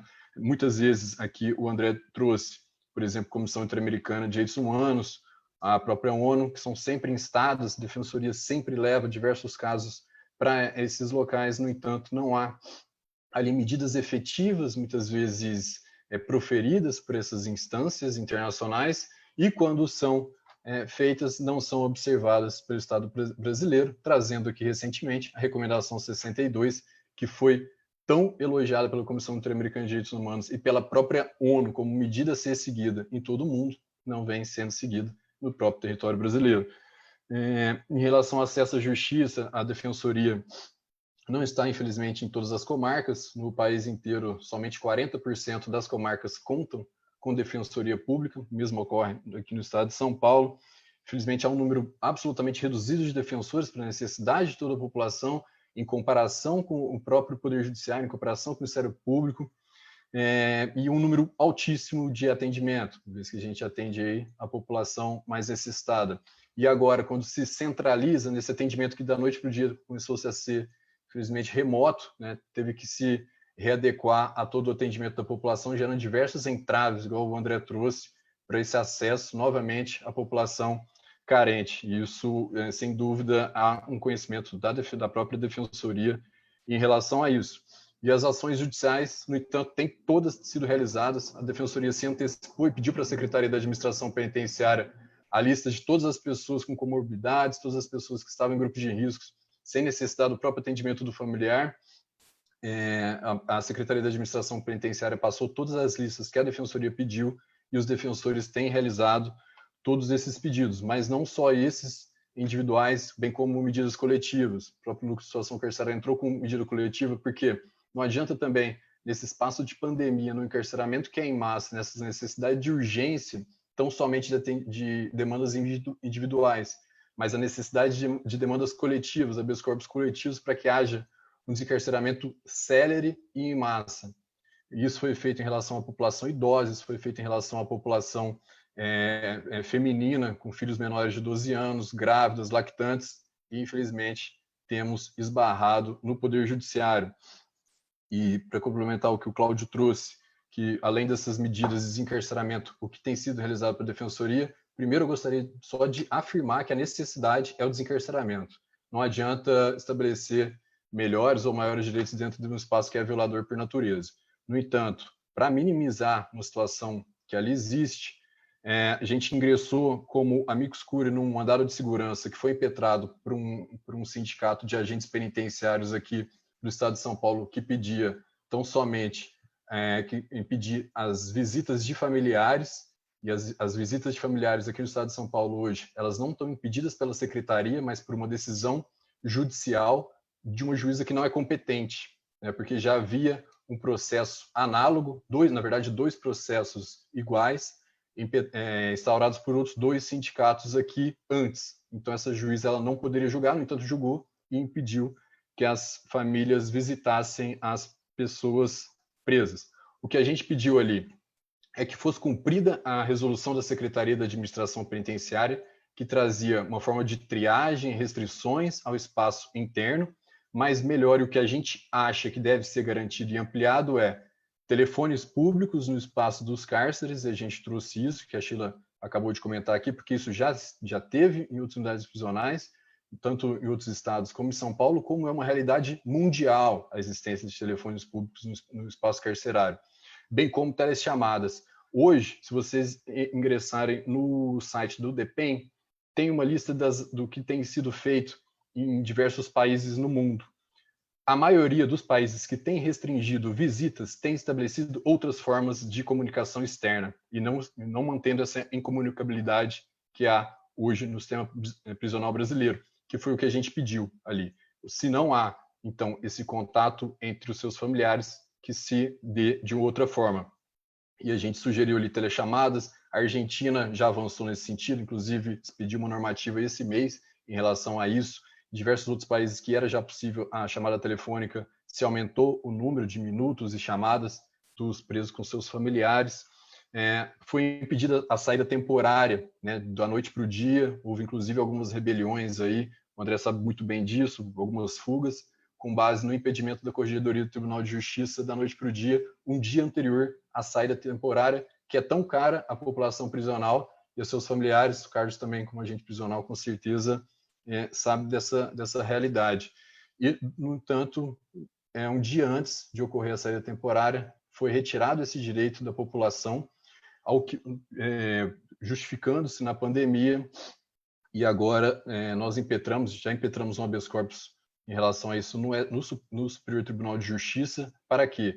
Para que essa população ela possa usufruir desse direito que é dela, da saída temporária, e que, se for necessário não se alterar o que a gente vive hoje, se estenda esse direito à saída temporária, mas não se restrinja esse direito. Então, se a pessoa, e concordamos com isso, seria muito ruim ela deixar o cárcere e voltar para o cárcere, possibilitando ali a disseminação da doença, que se prorrogasse, então, a saída temporária, que a pessoa deixasse o cárcere e prorrogasse o período ali para a saída temporária.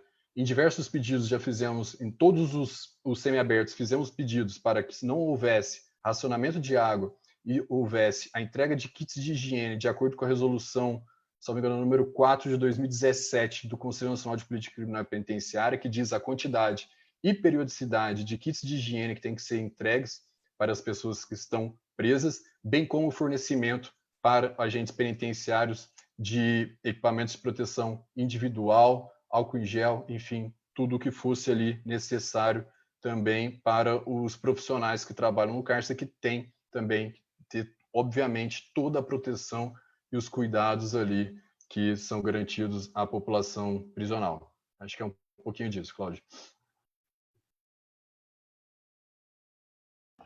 Obrigado, Leonardo. Primeiro eu vou pegar o gancho, aproveitar que você falou agora sobre a questão do semiaberto, da saída provisória. Eu vou passar a palavra para o Carlos, mas antes eu vou incluir algumas perguntas para mais uma rodada. Sobre a saída provisória, eu imagino que isso mude muito a dinâmica dentro das prisões, né? Então, eu imagino que isso afete bastante o trabalho também do Carlos. Queria saber seu ponto de vista sobre isso, incluindo a sua dinâmica de trabalho de seus colegas. Você mencionou uma mudança na jornada de trabalho, né? Você trabalhava de 3 dias, agora você está 6 dias, para evitar a proliferação, né? Levar o vírus de fora para dentro. Como vocês têm lidado com essa mudança de jornada de trabalho? E você também mencionou que o serviço de inteligência tem avisado vocês de possíveis rebeliões e etc. E como vocês também têm lidado com isso, né? Imagino que o medo seja presente, né, na vida de vocês, aí no trabalho. Como vocês têm lidado com medo ainda maior agora?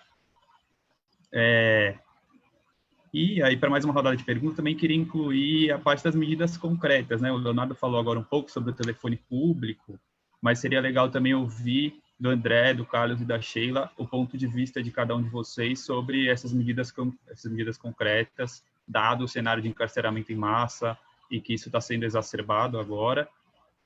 Então, se quiser falar um pouco, Carlos, de todos esses pontos aí, dá uma passada.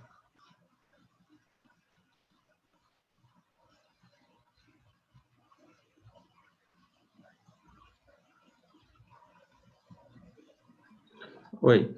Então, sobre uma coisa acaba levando a outra, né? Essa questão de ter diminuído um pouco a jornada de trabalho faz com que a gente não tenha aquele acesso constante às informações que a gente tinha na rotina anterior. Então, você vai hoje, depois vai dar alguns dias, então fica tudo um pouco fragmentado, né? E às vezes nem dá tempo de conhecer tudo que está se passando nesse aspecto. Com relação ao semiaberto, eu tenho pouca informação, porque o ambiente que eu trabalho ele é fechado, né? Ele é um presídio para regime fechado, mas aqui no Paraná, acho que todas as questões que eu tenho ouvido e a gente tem discutido aqui, elas não são de uma voz só, né? Acho que o tecido penitenciário e os seus desdobramentos, ele tem várias faces e elas são diferentes no país. Aqui no Paraná, a questão do semiaberto também não tem informação. O que eu tenho conhecimento aqui na minha cidade, alguns presos que saíram para trabalhar e voltavam para dormir no presídio, eles foram liberados, né, e foi feito o monitoramento via tornozeleira. Então, eles vão trabalhar e não voltam para o presídio. Eles vão para casa dos familiares, né, para suas residências, até passar a pandemia, e aí vai ser analisado o que vai ser feito. Não sei como tem sido feito esse processo nos outros estados. E também posso dizer para vocês se isso foi liberado para todos, né? Mas tem essa experiência aqui, sim. Quanto à instabilidade, né, e os problemas que possam surgir em função do Covid, eles não são novidade para a gente já convive, né, com essas ameaças, com essas possibilidades, com todo esse conjunto de problemas no sistema penitenciário. E aí eu acho que também dá para as medidas concretas, né, que você falou, Então, todos os pontos que a gente discutiu aqui, de possibilidade de telefones públicos, também teve a possibilidade de tablets em algumas regiões do país. Então, são todas questões que já vinham sendo discutidas antes do Covid, né? A pandemia ela só serviu para aguçar mais esses problemas.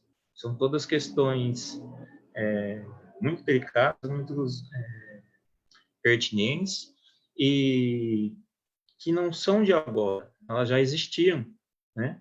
Todos esses problemas eles já existiam, e ao mesmo tempo que se libera, né, as compras sem licitação, também vai chegar um momento de que a falta de valores, de arrecadação, vai poder influenciar nessas políticas também, né?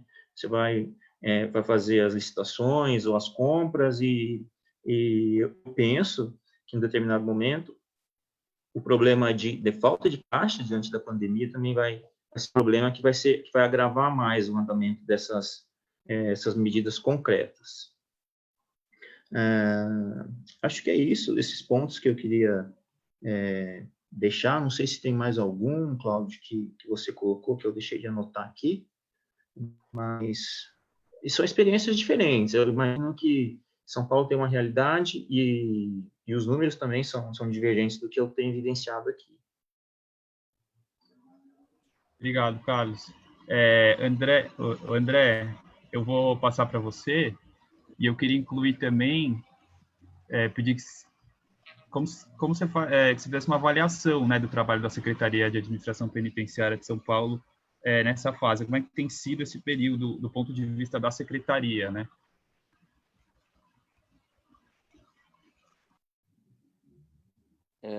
Muito bem. Tem alguns níveis, né, algumas dimensões desse debate. Primeiro, foi muito atrasada a resposta da Secretaria com relação à pandemia. Nós tivemos tempo suficiente para preparar toda a abordagem junto à população assistida, com os servidores e também com a rede de fornecedores de assistências.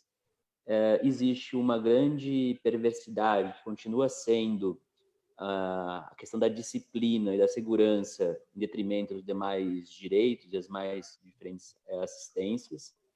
Isso se acentua nesse momento. Também a gente precisa ver e dar mais visibilidade ao conjunto da sociedade sobre a atuação voltada a egressos e egressas do sistema prisional e a familiares de pessoas presas. Os serviços que são prestados à população hoje está bastante inferior, né, aquém do que acontecia antes da pandemia, e criar um pacto também com a rede socioassistencial e o Sistema Único de Saúde. Eu acredito que também os níveis de gestão, né, as autoridades penitenciárias e os demais secretários, não apenas no nível da defesa civil e da logística humanitária de doação de alimentos, ou no caso do comitê de contingência da Covid, também deveriam discutir questões dessa pactuação da rede socioassistencial. Por exemplo, o Programa Renda Cidadã, da Secretaria do Desenvolvimento Social, atender rapidamente a população de egressas e familiares. A Secretaria de Desenvolvimento Econômico, nas medidas de dinamização da economia, tem que incluir os empreendimentos de egressos, tem que incluir empreendimentos das comunidades, de cooperativas. Nós temos um tema que é sensível demais, que é a questão dos hospitais de tratamento e custódia, dos hospitais psiquiátricos. A gente está falando muito pouco aqui, né? A gente vê uma dimensão do todo o sistema, mas a gente fala pouco das pessoas que estão nos hospitais psiquiátricos e aqueles que estão no processo de desinternação. Então, nós precisamos criar um pouco dessa nossa indignação, dessa nossa análise, não apenas crítica, mas propositiva, a possibilidade de uma incidência política que é criar mais ambiente virtual aí de diálogo com o legislativo. A gente não tem feito aqui muito mais aceno à Assembleia Legislativa e para as próprias bancadas que poderiam ajudar a dinamizar o atendimento às pessoas presas, familiares de egressos e prestadores de serviço à comunidade, porque a nossa secretaria também faz a gestão do programa de penas e medidas alternativas ou alternativas penais, e dialogar com a Assembleia Legislativa e com a comunicação com o conjunto da sociedade, né? É muito interessante ver a atuação dos vários grupos à frente de combate ao genocídio, a rede de combate ao genocídio, a Amparar, a AMAR, a Associação Mães do Cárcere. Então, nós temos que agora sair um pouco também desse debate da solidariedade que a gente viu como a classe trabalhadora, como as classes populares se organizaram, mas demandar isso fortemente do Estado e tentar romper essa barreira, mesmo a gente está aqui, né, prestando serviço essencial, e a gente precisa criar as condições da população participar desse debate. Pode ter uma audiência pública virtual, por que não? A gente tem que começar a fazer uso dessas ferramentas, uma vez que pelos próximos 3 meses ainda nós vamos ter restrições de mobilidade, então nós não vamos poder esperar só os órgãos competentes fazerem as petições, o acompanhamento dos processos. O conjunto da sociedade precisa se engajar mais, né, do que antes. Precisamos falar muito da questão da população egressa, demandar as outras secretarias nos níveis de assistência social e do SUS. E para finalizar, acho que também criar maior articulação com os demais movimentos sociais para a gente mostrar a interface dessas políticas, né? No caso da alimentação, como a gente discutia, tem um amplo movimento de soberania e segurança alimentar e nutricional no Brasil, que eles precisam ser acionados, precisam ser solidários a esse debate. Tem a questão do movimento de economia solidária, que precisam estar também envolvidos.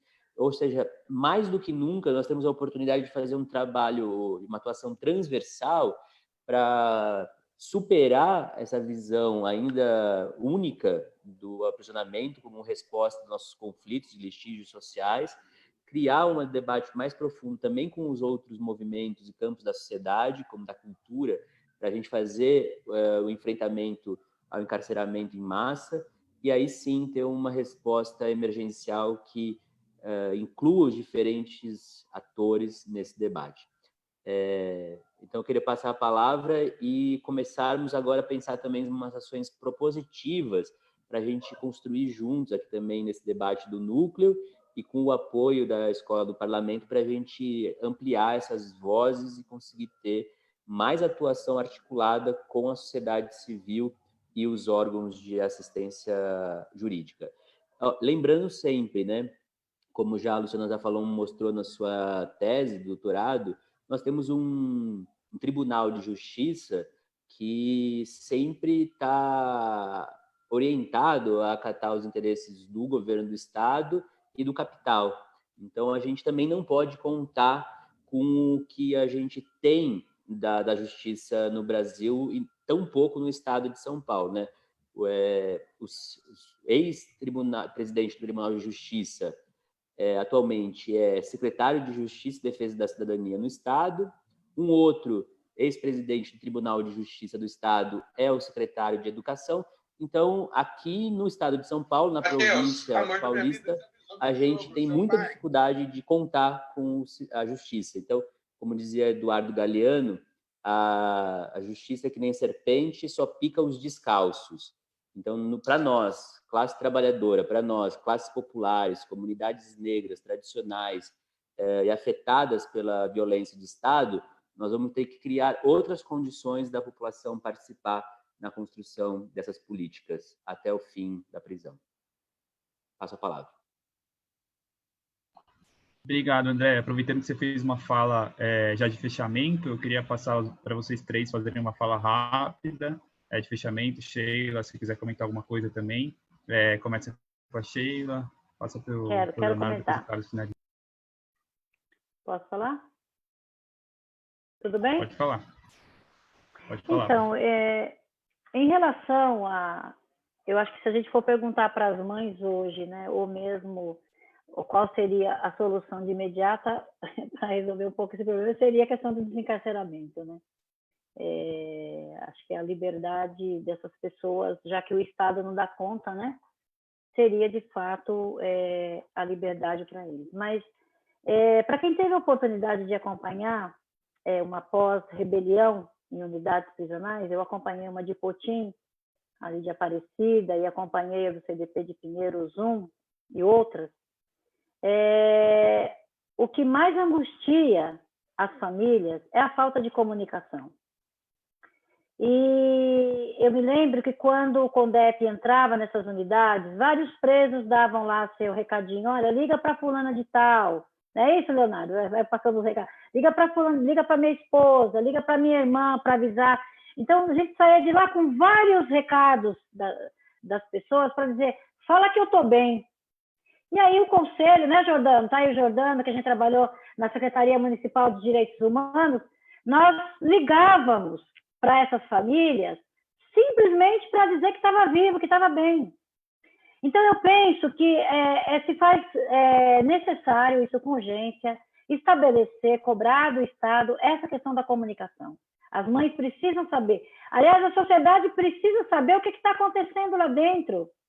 Se tem preso morrendo, quem está doente, como é que está a comunidade LGBT, que a gente sabe que você vai nas unidades, são os que mais são jogados de lado, como é que está esse público lá dentro, como é que estão os doentes que já estavam em tratamento, banho de sol, alimentação, por que está acontecendo? Então, a gente precisa de ter esses dados com urgência, saber o que está acontecendo lá dentro, para que a gente possa fazer a devolutiva para essas mães. As mães, elas têm vários grupos nas unidades, Bernardino de Campo tem uma, Ribeirão Preto tem outra, a gente sabe que todas as mães, elas procuram estabelecer comunicação entre elas. E a gente precisa ver como é que vai ser esse fluxo, para que a gente possa levar essa comunicação para dizer, olha, está acontecendo isso lá dentro, eu acho que é o mínimo que a gente pode fazer nesse momento. Se é através de telefone, se é agilizar a questão das cartas, eu acho que existe uma série de coisas que a gente precisa fazer com urgência. Eu provoco o grupo nesse sentido. A gente precisa tirar medidas concretas, assim, não sei se é esse o coletivo, né? Eu acho que nós, as Mães Maria do Cárcere, a gente está fazendo esse apanhado geral, a gente vai disparar para a rede de proteção, vai chegar no núcleo, vai chegar no Ministério Público, vai chegar aí na rede de proteção, porque nós precisamos, de uma certa forma, provocar e mostrar a realidade do que está acontecendo. Não dá para a gente simplesmente ouvir e também não encaminhar. Enquanto Mães do Cárcere, nós iniciamos uma campanha onde nós estamos procurando arrecadar alimentação para que a gente possa ajudar as mães, primeiro, a sustentar seus filhos, tem muitas mães passando necessidade, e também ver a possibilidade de encaminhar para quem está lá dentro das unidades prisionais. Tem mães, por exemplo, colhendo óleo e fazendo sabão caseiro e colocando nos kits, uma ajudando a outra. Tem mães fazendo máscara para poder ajudar. Então, esse lado, que se é possível fazer, eu acho que a gente, enquanto sociedade, a gente vem fazendo. São vários coletivos que a gente vê aí, o pessoal se organizando com cestas básicas. Isso é possível, isso está em nossas mãos.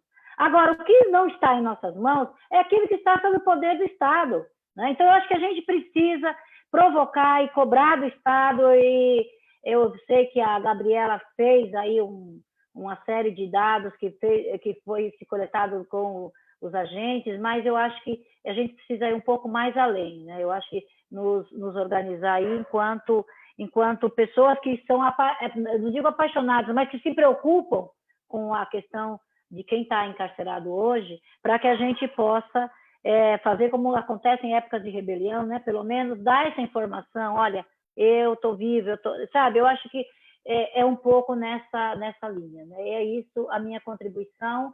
Cláudio, eu queria aqui tentar, de tudo quanto é forma, trazer a presença dessas mães, das mulheres, porque são as mulheres que movimentam o cárcere, sim.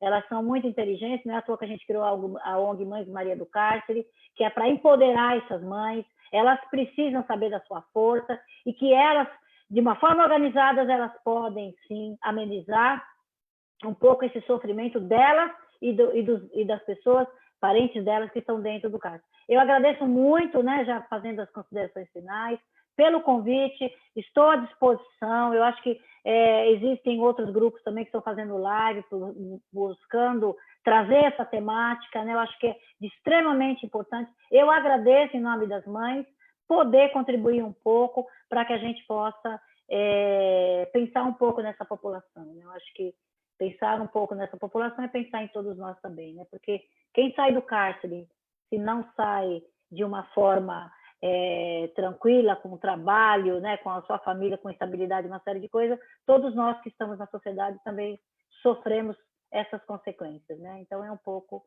nesse sentido. Muito obrigado aí, muito bom ouvir algumas pessoas aí de luta, que a gente está sempre se encontrando aí nessa temática. Obrigada. Muito obrigado, Sheila. Muito bom ouvir esse depoimento. Queria passar para o Leonardo, finalizar rapidinho, depois o Carlos, e aí passar para a Gabi depois. Então, Léo, se quiser falar. Do Cláudio. Bom, então, para finalizar, acho que é mais essa situação, né, que fica um inconformismo, acho que dá para ver até na fala de todo mundo, de todos ali que estão participando, o que fazer, né, para onde ir. É muito difícil, como a gente debateu aqui, um espaço absolutamente violador aí de direitos, tanto para a população que está ali presa, para a população que trabalha dentro desse microsistema também. Aqui em São Paulo a gente acaba tendo contato aí com alguns sindicatos, com alguns agentes penitenciários, verificando essa realidade, apesar de não ser propriamente um trabalho específico da Defensoria Estadual, acompanhando o trabalho um pouco dos agentes penitenciários, essa luta aí pela vivência no cárcere em relação às pessoas presas, pela sobrevivência, né, de sobreviver nesse espaço ali, o que acaba não acontecendo, né, uma vez que aqui no estado de São Paulo, por exemplo, morre uma pessoa a cada 19 horas, né? A gente tem um massacre mensal aqui, só de mortes ocasionadas aí pela não atenção à saúde. E é muito desafiador isso, né? É muito complicado. O André trouxe a questão da leitura, né? Hoje, dia mundial aí do livro, onde o Ministério Público Estadual ingressa aqui com uma ação e obtém resultado favorável no Judiciário para impedir, né, a remissão por leitura nos estabelecimentos prisionais do Estado. Então, o que o André trouxe, né? Minimamente a leitura que hoje poderia estar sendo realizada, inclusive nesse universo de pandemia, nesse momento que a gente vive, não só para, claro, o aprendizado da pessoa presa, enfim, o combate ao ócio, a própria possibilidade do ócio a partir da leitura, mas também para remissão à pena, né? E isso se impede hoje aqui no estado de São Paulo, que é absolutamente triste. E medidas não faltam, acho que não faltam medidas para desencarceramento, não faltam medidas para estabelecer direitos coletivos no cárcere. Acho que não conheço algum direito que não esteja em algum tema judicializado no universo, e digo aqui pelo universo paulista, que tem uma compreensão um pouco melhor, não conheço um direito que não esteja judicializado da população aprisionada, e hoje não conheço um direito para o desencarceramento coletivo que não esteja aqui judicializado e balizado. O que não tem é uma resposta judiciária. Vi aqui nos comentários a Marli trazendo essa correlação de forças, é isso que eu acho que ocorre. Várias forças unidas em prol dessa garantia de direitos humanos, no entanto, ao que parece, uma corrente contrária para que isso de fato ocorra. Enquanto quem detiver o poder ficar com a segunda corrente, nós iremos caminhar ainda assim, não haverá com certeza mudança. E talvez outras respostas sejam necessárias, como trouxe o André, a Sheila, as entidades, instituições, cada vez mais tirar da invisibilidade o cárcere. Eu acho que é um primeiro ponto muito importante para, no mínimo, a gente trazer um constrangimento para cada um de nós, né? Eu costumo brincar, uma cena triste, que será que se a gente enjaulasse as pessoas nas esquinas das cidades por tantos anos e tão sem direitos como ficam invisibilizadas nos cárceres, ainda seria assim? Eu gostaria muito de acreditar que não, né? Os muros, para mim, das prisões hoje, eles têm um objetivo tão grande de que a pessoa que está dentro não saia, como quem está fora não ingresse e veja o que ocorre ali. Esses muros não servem somente para que as pessoas não saiam. Então, seria muito bom, e rompendo essa questão da incomunicabilidade que a Sheila trouxe, que é uma angústia, um direito natural da pessoa que está ali dentro e das pessoas e os familiares que estão fora, de comunicação, que infelizmente não existe, e quem sabe a gente consiga romper esse espaço invisível, trazendo cada vez mais informações em relação ao cárcere. Óbvio, essa correlação de forças na corrente oposta da garantia de direitos humanos não vai querer que isso ocorra. No entanto, é preciso que a gente cresça. Está aí a entidade Mães do Cárcere. Queria aqui deixar registrado a minha admiração pela essa entidade. Também amparar as pessoas aí da Railda, da Miriam, que com muita garra e muita força levam essa instituição, tentando trazer minimamente direitos para essas famílias, inclusive indo em filas de ônibus para verificar o que essas pessoas têm para relatar em relação às denúncias, em relação a denúncias, violações que ocorrem no cárcere, conseguir amparar minimamente essas pessoas com informações em relação aos direitos das pessoas presas. Só no núcleo de situação carcerária a gente recebe cerca de 4.000, 5.000 cartas por ano em relação de pessoas presas, querendo saber em relação a direitos, querendo saber coisas mínimas e absolutamente básicas que a gente poderia modificar a forma de atuação, por exemplo, a instalação de totens virtuais em unidades prisionais, para que o próprio preso consiga esse acesso. Fizemos uma recomendação no último mês para a Secretaria da Administração Penitenciária em relação a isso. Infelizmente, a resposta foi negativa, assim como foi dos telefones públicos, dos quais nós já fizemos essa recomendação também. Então, a gente precisa, claro, evoluir. A gente não pode ser ingênuo de que as coisas não estão acontecendo. A gente tem que, claro, sempre saber onde é o gargalo, né? O gargalo, acho que a gente sabe onde está, é a questão de expandir e tirar isso da invisibilidade. Bom, acho que era um pouquinho disso. Cláudio, agradeço de novo o convite. Muito bom ouvir diversas pessoas de diversas áreas para poder aprender. Acho que é o que mais aconteceu aqui comigo hoje. Obrigado. Muito obrigado, Nado, por vir aqui participar. Carlos, quer fechar? Está no mudo. Aí. Pessoal, gostaria de agradecer o espaço, né, que foi dado. Concordo também com o Leonardo, que acho que hoje foi um espaço para aprender, né, que só falar dos problemas. Queria ficar também disponível, quem precisar de alguma informação, de algum conhecimento que eu possa contribuir, né, do meu ponto de vista e do ponto de vista da minha classe. Gostei muito de conhecer vocês, gostei muito de conhecer a Sheila, o trabalho dela, e como se articula para garantir os direitos mínimos das pessoas, né? E é isso, né? Quem precisar de alguma informação, estou sempre disponível. A Gabriela tem meu contato. É isso. Obrigado, Carlos. Acho que a professora Gabi vai falar. Pode falar.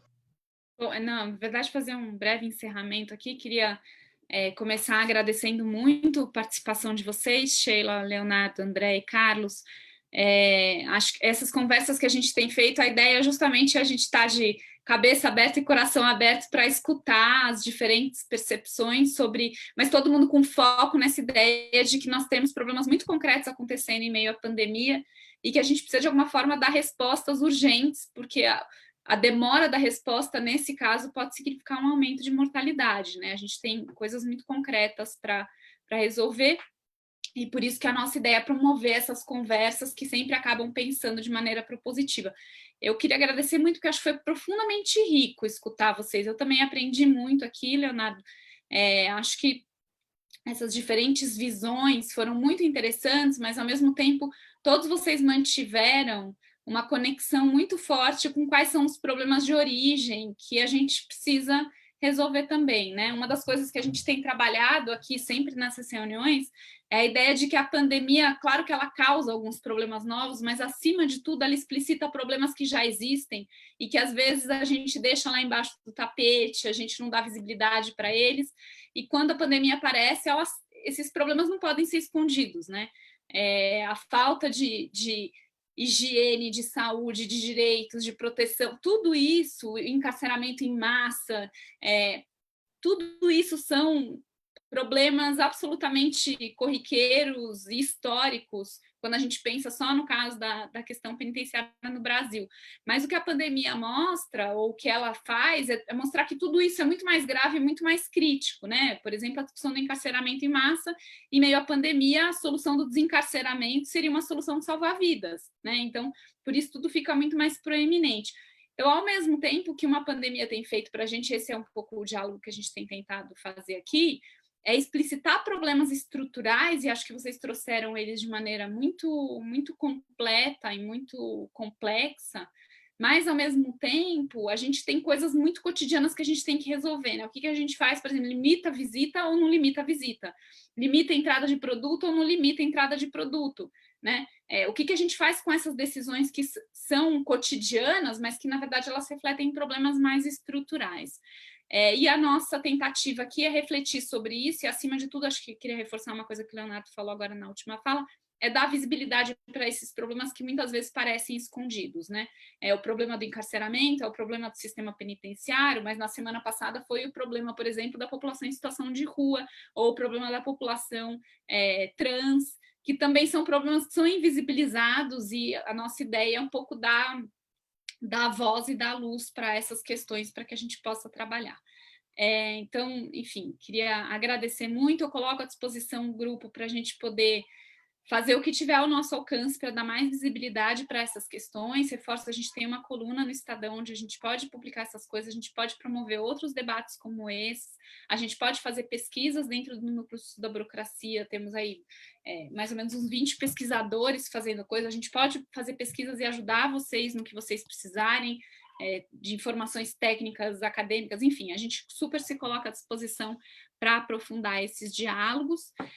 Eu queria também agradecer aqui os nossos participantes todos, queria agradecer a Escola do Parlamento pela parceria, o vídeo que, se vocês quiserem depois divulgar, está lá no Facebook da Escola do Parlamento e vai estar também no YouTube do Núcleo de Estudo da Burocracia. Eu esqueci de agradecer no começo a agência Bore, que também tem sido uma parceira para a divulgação, inclusive para a imprensa desses nossos debates, e agradecer o Cláudio por ter feito essa moderação de hoje, e todo o grupo por estar ajudando aqui a gente a mobilizar essa discussão. A discussão na semana que vem, na quinta-feira, vai ser sobre os impactos na questão da desigualdade racial. O Alex está organizando aí um grupo de profissionais e também pessoas que militam no campo para a gente discutir como é que a crise, ela tem... Claro, ela atinge a todos, talvez essa seja uma das crises mais democráticas que a gente tem, mas ela atinge alguns muito mais profundamente, e o efeito é muito mais profundo em alguns do que outros, e claramente ela tem cor, né? Assim como ela tem classe. E assim como ela tem gênero, que vai ser a discussão daqui a 2 semanas. Então, vocês estão convidados a participar da próxima, nesse mesmo horário, depois a gente vai divulgar o link, e eu queria agradecer mais uma vez, profundamente, a participação de todos vocês. Se vocês quiserem, pode liberar o microfone, dar tchau, fiquem à vontade. Obrigada, gente. Valeu, obrigado, nós. Obrigadão. Obrigado, gente. Tchau, muito obrigado. Um abraço a todo mundo.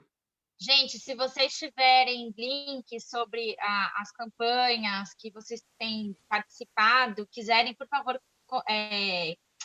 compartilhem esses links no mural do evento, para quem, enfim, tá acompanhando também, se quiser colaborar, fazer alguma conexão, a gente está junto. Muito bem. Tchau, tchau, pessoal. Obrigado. Tchau, pessoal. Muito obrigada. Tchau, tchau. Obrigada, gente.